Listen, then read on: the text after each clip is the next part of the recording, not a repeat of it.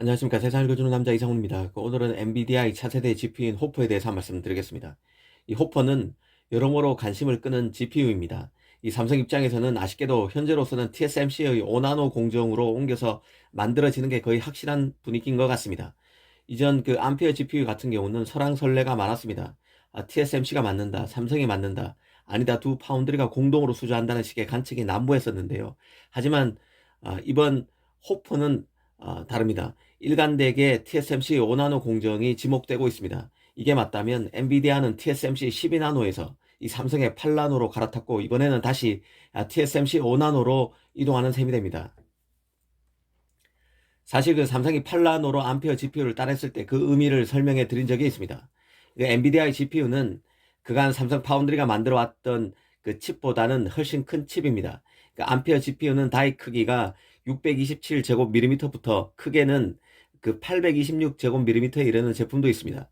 삼성이 이런 엔비디아 칩을 맡았다는 얘기는 그 전에 저전력에 초점이 맞춰진 모바일 AP만 만들던 것에서 이제는 그 성능에 최적화된 칩도 제조할 만큼 삼성의 그 파운드리 역량이 한 단계 더 업그레이드 됐다는 것을 의미합니다.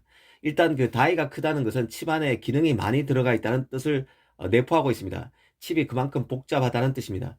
또 칩이 크다는 것은 설계할 때 칩을 크게 설계했다는 것이고, 그 얘기는 칩의 기능을 많이 우겨 넣었다는 뜻입니다. 이렇게 되면 칩이 민감할 수밖에 없는데요. 이 제조하는 파운드리 입장에서는 만들기 힘들다는 뜻과도 같습니다. 당연히 수율 잡기도 더 어렵게 됩니다.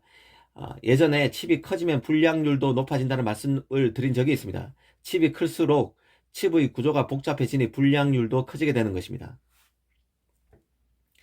그런 맥락에서 보면 엔비디아가 삼성에서 다시 TSMC로 파운드리를 갈아탄다는 것은 그 냉정하게 보면 삼성의 수율에 대한 실망의 뜻이 담겨 있을 가능성이 있다고 봐야 합니다. 이 삼성 입장에서 가장 좋게 해석해 보면 그 삼성의 8나노 수율에 대해서는 별 문제가 없지만, 이번에 만드는 호퍼 GPU가 5나노로 만들어지는 만큼 더 안정적인 생산이 가능한 TSMC를 선택했을 수 있습니다. 특히 이번 호퍼 GPU의 경우는 다이 크기가 역대 최대입니다. 이제껏 나온 GPU 중에 가장 큽니다. 이 WCCF 텍 등 외신에서는 호퍼의 다이 크기가 1000제곱밀리미터에 이른다고 보도하고 있습니다. 암페어 시리즈 중 가장 큰 암페어 GA100의 경우가 826제곱밀리미터인데요. 이보다도 근 한 200제곱밀리미터 정도가 더 큽니다. 더구나 호퍼 GPU는 엔비디아가 처음으로 멀티칩 모듈 방식, 즉 MCM 방식으로 만드는 첫 그래픽 처리 장치라는 말도 돌고 있습니다. 그 MCM 방식은 두 개 이상의 프로세서 다이를 하나로 패키징하는 방식을 말합니다. 그러다 보니 호퍼 GPU가 다이 크기만 2000 제곱밀리미터가 될 것이라는 관측이 나오는 상태입니다.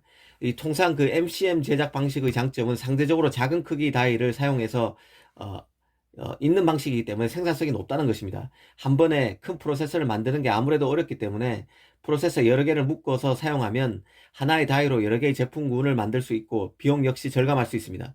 그런데 호퍼 GPU는 하나의 다이 크기 자체가 1000제곱밀리미터로 역대 GPU 중에 최대이고, 이런 다이를 서로 연결해서 더 큰 칩으로 만드는 것입니다. 멀티칩 모듈, 즉 MCM 방식의 제작 방법을 빌리는데 서로 연결하게 되는 칩의 크기도 가장 크다는 뜻입니다.